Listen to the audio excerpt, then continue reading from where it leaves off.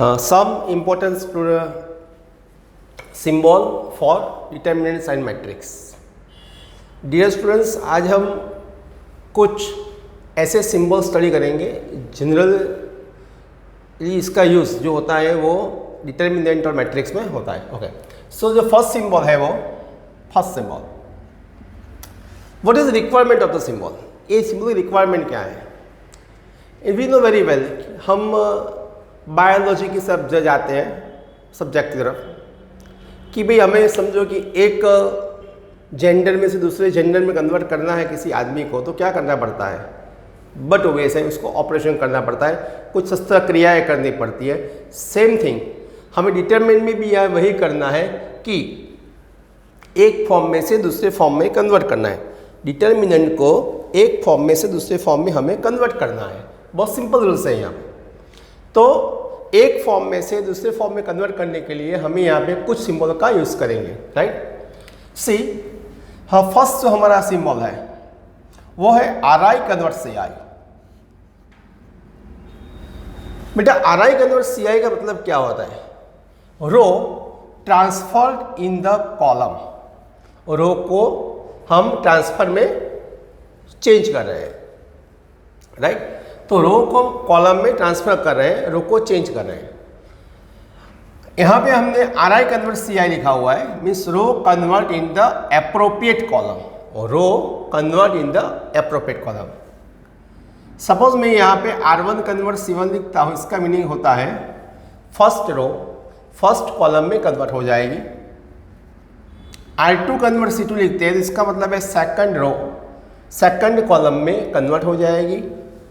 And R3 convert C3 लिखते हैं तो इसका मतलब होता है थर्ड रो थर्ड कॉलम में कन्वर्ट हो जाएगी. Right, so here it is the one determinant A1, B1 and C1, A2, B2 and C2, A3, B3 and C3. बहुत सिंपल है ये. सपोज मुझे यहाँ पे जो फर्स्ट रो है इसको हम R1 बोलते हैं, वी नो वेरी वेल ना. ये R2 है एंड ये R3 है. It is called C1, it is called C2 and it is called C3. R1 को C1 में कन्वर्ट करना है, R2 को C2 में कन्वर्ट करना है और R3 को C3 में कन्वर्ट करना है.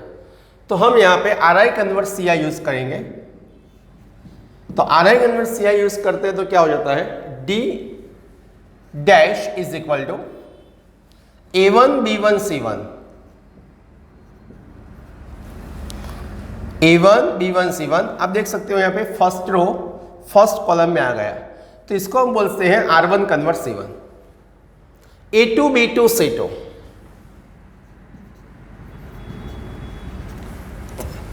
सेकंड रो को मैंने सेकंड कॉलम में कन्वर्ट कर दिया तो इसको बोलते हैं R2 convert C2. And A3 B3 C3,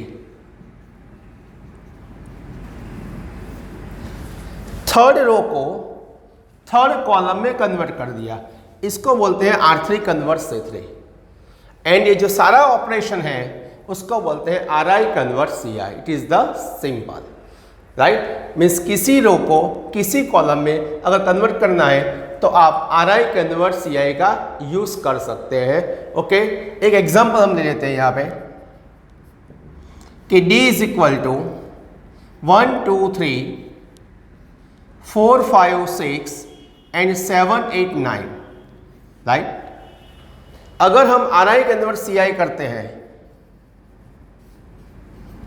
तो every row convert in the every column, but word is important, appropriate. Every row convert in the appropriate column. तो यहाँ पे आ जाएगा D dash is equal to first row convert in first column, second row convert in second column and third row convert in third column. It is called RI convert CI.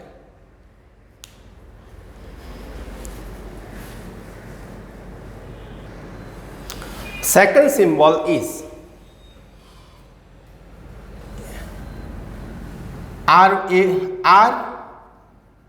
RIJ और CIJ second symbol है। What is the meaning of this? इसका meaning क्या होता है? Suppose determinant है, मुझे ये second row है, सेकंड रो को मुझे फर्स्ट रो में कन्वर्ट करना है, सेकंड रो को फर्स्ट रो में एंड फर्स्ट रो को सेकंड रो में कन्वर्ट करना है। मीन्स मैं यहां पे क्या कर रहा हूं बेटा, जो R1 है उसको R2 में कन्वर्ट कर रहा हूं, और अगर R1 R2 में कन्वर्ट होगी तो बट नेचुरल है कि R2 भी R1 में कन्वर्ट हो जाएगी ना। तो ये ऐसे लिख सकते हैं। तो ये जो सिंबल है इसको हम ऐसे भी लिख सकते हैं R12 means first row and second row interchange. यहां पे मैंने सिंबल लिखा है RIJ। RIJ का मीनिंग क्या होता है कि ith row convert in jth row and jth row convert in the ith row. Means ith row jth row में कन्वर्ट हो जाएगी and jth row ith row में कन्वर्ट हो जाएगी। तो हम इसको RIJ बोल सकते हैं, राइट। इसको हम ऐसे भी बोल सकते हैं भाई RI, ओके, कन्वर्ट RJ। ये सारे सिंबल सेम मीनिंग के हैं, right. Where I is not equal to J, I, J equal to 1 2 3 हम लिख सकते हैं। मीन्स एनी टू रो या एनी टू कॉलम को अगर आपको इंटरचेंज करना है तो आपको ऐसे कोई भी सिंबल का यूज़ करना चाहिए, R1 कन्वर्ट R2, या आप इसको ऐसे भी बोल सकते हो R2 R3। तो second row and third row convert हो रहा है, right, okay. And R3 R1 लिखते हैं तो इसका मतलब है थर्ड रो फर्स्ट रो में कन्वर्ट हो रही है, राइट। चलो हम इसका यहाँ पे यूज़ भी कर लेते हैं, हम यहाँ पे उसका यूज़ भी कर लेते हैं। तो हमारा नया डिटर्मिनेंट जो है वो क्या हो जाएगा, D dash is equal to यहाँ पे आ जाएगा A2 B2 C2 A1 B1 C1 and A3 B3 C3, right. मैंने फर्स्ट रो को सेकंड रो में कन्वर्ट करके डिटरमिनेंट निकाला है। तो जब हम किसी भी दो रो या दो कॉलम को इंटरचेंज करते हैं तो ऐसे कन्वर्ट हो जाते हैं, राइट। और इसका सिंबल यूज़ करना पड़ता है। जब भी हमें किसी दो रो को इंटरचेंज करना है तो इसका यूज़ कर सकते हैं।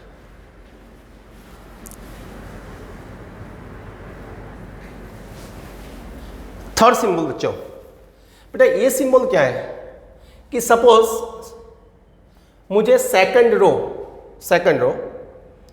को कोई नंबर से मल्टीप्लाई करना है। मैंने सेकंड जो रो है उसको कोई नंबर से मल्टीप्लाई करना है, समझो कि मुझे 2 से मल्टीप्लाई करना है। या थर्ड रो है उसको मुझे 5 से मल्टीप्लाई करना है। तो इसके लिए हमें कौन से सिंबल का यूज़ करना चाहिए? विच symbol is use for this? It is the most important. क्योंकि किसी भी डिटरमिनेंट को हम ऐसे ही मल्टीप्लाई नहीं कर सकते, किसी भी मैट्रिक्स के एलिमेंट्स को ऐसे मल्टीप्लाई नहीं कर सकते। तो हमें कौन से सिंबल का यूज़ करना चाहिए? तो फर्स्ट है, बहुत सिंपल है भाई, आपको जिस रो को मल्टीप्लाई करना है ना उसको पहले सिलेक्ट कर लो। तो मैंने यहाँ पे सेकंड रो को सिलेक्ट कर लिया, तो मैंने सेकंड रो को सिलेक्ट कर दिया। सपोज मुझे कैसे मल्टीप्लाई करना है तो कैसे मल्टीप्लाई कर दिया। क्या इतना लिख के मैं छोड़ दूं? नहीं। अब जब मैं ये कर रहा हूं तो इसका मीनिंग ये होता है कि जो सेकंड रो है ना वो ये फॉर्म में कन्वर्ट हो गई भाई। सेकंड रो है ये फॉर्म में कन्वर्ट हो गई, तो हम इसको ऐसे लिख सकते हैं R2 कन्वर्ट इनटू KR2। तो फर्स्ट सेकंड रो जो है उसको मैंने K से मल्टीप्लाई कर दिया, तो मैंने A सिंबल का यूज़ किया। बट मुझे सिर्फ एक रो के लिए नहीं, मुझे तो जनरल चाहिए, किसी भी रो के लिए चाहिए, किसी भी कॉलम के लिए चाहिए। तो मैं कौन से सिंबल का यूज़ करूँगा? तो आपको पता चल गया होगा, इज़ वेरी सिंपल, है ना। See here R I means any row, कोई नंबर से मल्टीप्लाई करना है तो के लिख दिया, are I, right, means are आई को हमने के आर आई से मल्टीप्लाई किया है, राइट, मीन्स फर्स्ट रो को हमने के से मल्टीप्लाई किया है, सेकंड रो को के से मल्टीप्लाई किया है, राइट, तो इसका जनरल फॉर्म आ गया। भाई आई की वैल्यू क्या हो सकती है, वही नहीं हो, आई इज इक्वल टू 1 2 3 कोई भी हो सकता है। तो एक तो सिर्फ हमने लिया रो के लिए, कॉलम है तो नो इश्यू, सी आई या सी जे लिख सकते हो आप, के सी जे। तो किसी भी रो या किसी भी कॉलम के सारे एलिमेंट्स को अगर आपको मल्टीप्लाई करना है तो ये सिंबल का यूज आपको करना चाहिए, right, it is the most important symbol है बेटा दोनों, और डिटर्मिनेंट और मैट्रिक्स दोनों में उसका इक्वल यूज होता है।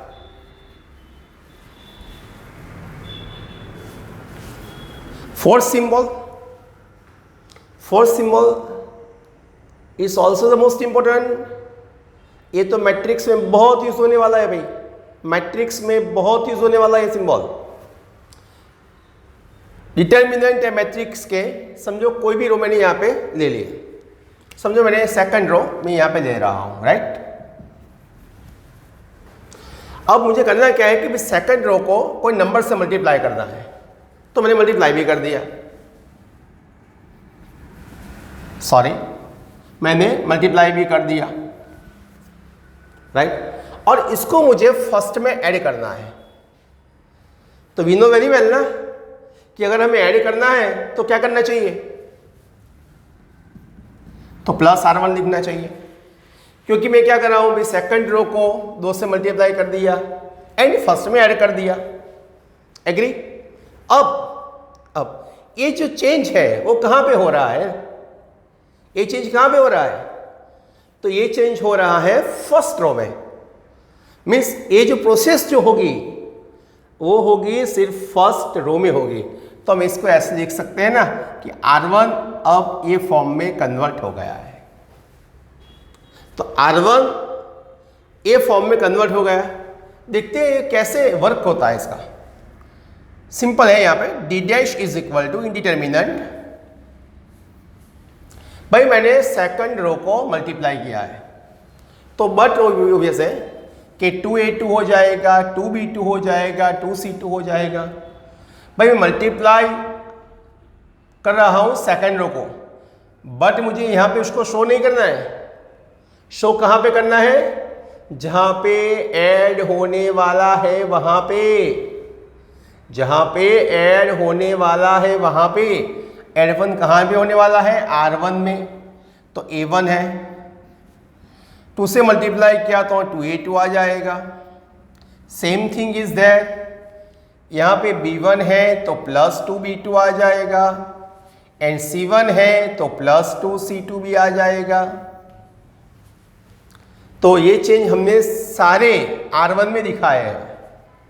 अब इससे भाई R2 को क्या फर्क पड़ेगा, कोई फर्क नहीं पड़ने वाला, वो तो ऐसे ही रहने वाली है, और A3 B3 C3 वो भी ऐसे ही रहने वाले हैं, उसको तो कोई चेंज किया ही नहीं हमने।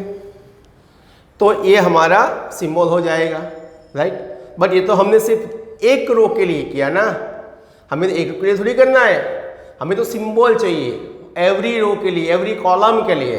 तो सिंपल है, आप देख सकते हो यहाँ पे कि भाई R1 की जगह पर हम जनरल फॉर्म दे रहे हैं RI, राइट, ओके। यहाँ पे हमने कोई नंबर ले लिया, इसको हम K बोल सकते हैं, K belongs to real number हो सकता है, but K is not equal to 0 ले लिया हमने, तो यहाँ पे K RJ लिख दो, K RJ लिख दो, and plus RI, right, where K is not equal to 0, and we know very well I is not equal to J होना चाहिए, and I comma J is equal to 1 2 3 हो जाएगा। तो ये हमारा जनरल सिंबल हो गया। अगर हम यही सिंबल कॉलम के लिए चाहिए तो यहाँ पे हम क्या लिख सकते हैं बेटा, R की जगह पर C लिख सकते हैं, तो इसको हम ऐसे लिख सकते हैं CJ, same column CJ, right, K into CI plus C J, right, same यहाँ पे आ जाएगा, कंडीशन दोनों के सेम है।